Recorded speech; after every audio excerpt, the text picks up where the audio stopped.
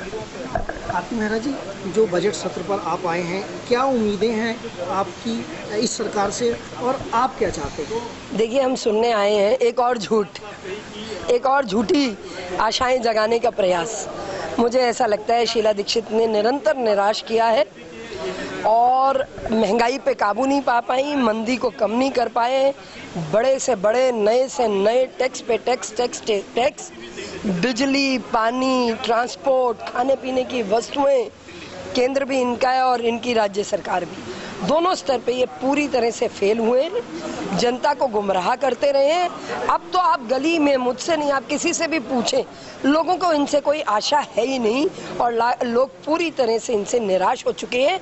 ये बदलती हुई जाती हुई सरकार का आखिरी बजट और उनका झूठ आखिरी और लुभावने क्या ये लेके आते हैं, ये क्या, तो उसको देखने आए हैं।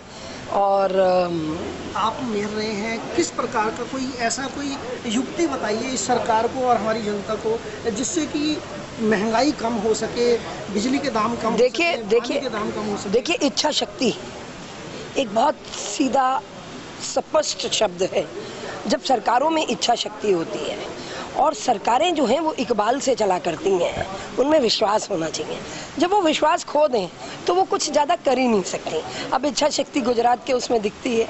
पूरा भारत का जन, कोई जाति विशेष की बात नहीं, जिस तरह से उन्होंने गुजरात का उनका विजन दिखाई देता है, उनकी परसेप्शन दिखाई देती है, उनकी स्टेट्समैनशिप दिखाई देती है, वो दिखाई नहीं देती है। ऐसे क्या उम्मीद करनी? मैम, हमेशा हम एक सवाल करते होते हैं कि 1947 से पहले जो हमारे रुपए की वैल्यू थी वो बहुत ज़्यादा थी और आज हमारा रुपया लगातार गिर रहा है और उनका रुपया डॉलर या पाउंड कहें लगातार वो बढ़ रहा है। इसका क्या कारण है? उसका कारण है ना जी, जब आपकी आर्थिक नीति ही नहीं है, टोटल पैरालिसिस है पॉलिसीज का। तो जब आपकी आर्थिक नीति स्ट्रांग नहीं है, आज देखो विदेशों से पैसा आ नहीं रहा, डोमेस्टिक जो है वो लोग भी पैसा लेके अपना दूसरे देशों में जा रहे हैं क्योंकि सेफ नहीं फील करते।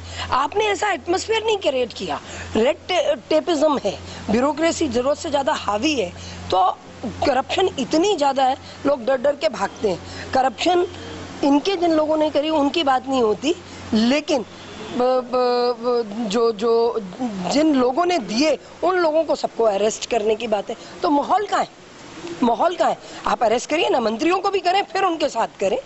तो देशद्रोह अगर दोनों ने मिलके किया है, करप्शन अगर 2 या 3 या 4 बिचौलिए, मंत्री, देने वाले, उन सबको करना चाहिए ना। तो आप एक राजा को तो बना लेंगे, अब दिखा दिया ना डीएमके ने भी, मार दिया तमाचा। तो इस तरह से नहीं चलता।